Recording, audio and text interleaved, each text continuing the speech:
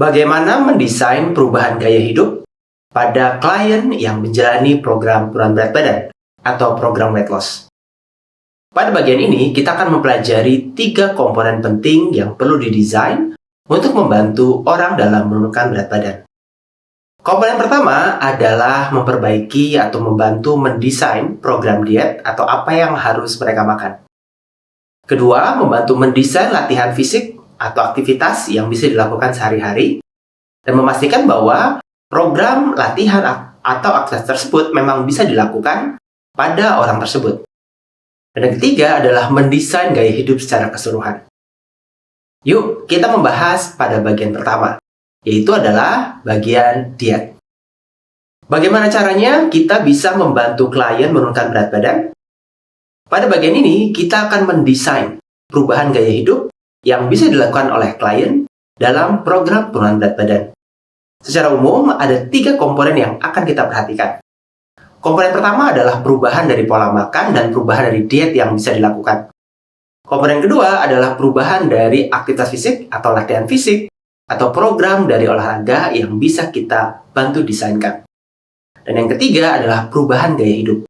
Perubahan gaya hidup ini dimulai dari cara makan, lalu juga bagaimana tidur, manajemen stres, dan sebagainya.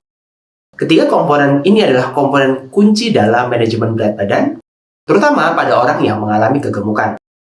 Hanya bertumpu pada satu komponen saja, itu tidak cukup, dan beberapa studi melaporkan hasilnya tidak optimal. Oleh karena itu, perlu ada kombinasi antara diet, olahraga, dan perbaikan gaya hidup. Komponen-komponen ini akan mengarah pada satu tujuan. Yang pertama adalah bagaimana menciptakan lifestyle yang sustainable. Kita membantu klien untuk memilih jenis latihan yang memang disukai. Membantu klien untuk menciptakan pola makan yang memang sesuai dengan gaya hidup mereka dan juga kemampuan mereka. Kemampuan ini bisa berhubungan dengan kondisi finansial, berhubungan dengan preferensi atau kesukaan, dan juga kemampuan dalam meluangkan waktu dan memiliki skill atau kemampuan dalam membuat masakan atau mengolah makanan sendiri. Atau kalau tidak bisa, mungkin ada alternatif lain yang bisa kita manfaatkan supaya dietnya bisa menjadi baik tanpa perlu terlalu banyak merepotkan atau membuat effort sesuatu untuk melakukan sesuatu yang menjadi ribet. Jadi komponen-komponen ini adalah bagian akan kita pelajari satu demi satu dengan tujuan untuk mencapai program penurunan berat badan atau weight loss.